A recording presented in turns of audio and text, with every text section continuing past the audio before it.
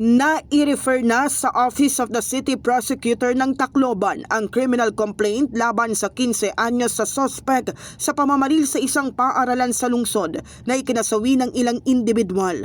Ayon sa Philippine National Police, kinahaharap ng suspect ang 3 counts ng murder, frustrated murder at multiple counts ng serious physical injuries. Samantalang ang 14 anyos na kasama nito sa insidente ay isa sa ilalim sa intervention program ng Department of Social Welfare and Development.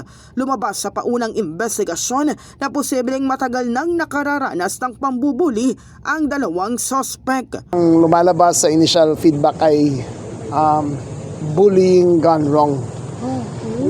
Binubuli daw yung dalawang estudyanteng yon at dahil doon ay na-influence sila sa video games. Ang titignan namin dito yung culpability ng tiyahin at yun ang magulang dahil nakuha nila ang baril ng nakakatanda sa kanila. Isang baril doon na hindi registered, fake ang serial number.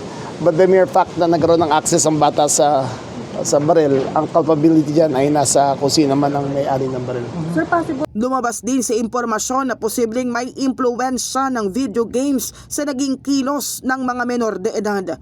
Kasunod ito, suportado ni Rimulya ang pagrepaso sa juvenile justice law at pagsusuri sa mga pulisiya kontra bullying upang maiwasan ang kahintulad na insidente sa hinaharap.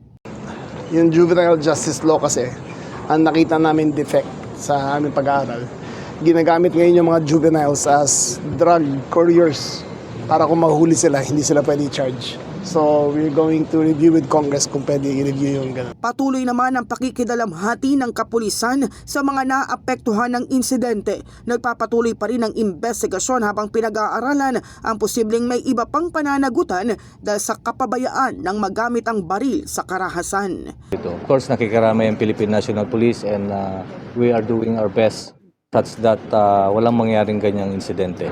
Of course, we implement and we continuously investigate, and the purpose of investigation is not to find fault, but we need to improve our security operations as well as our coordination with the stakeholders. In the heart of changing lives, ako si Brigada Cas Austria ng 105.1 Brigada News FM Manila, the Music and News Authority.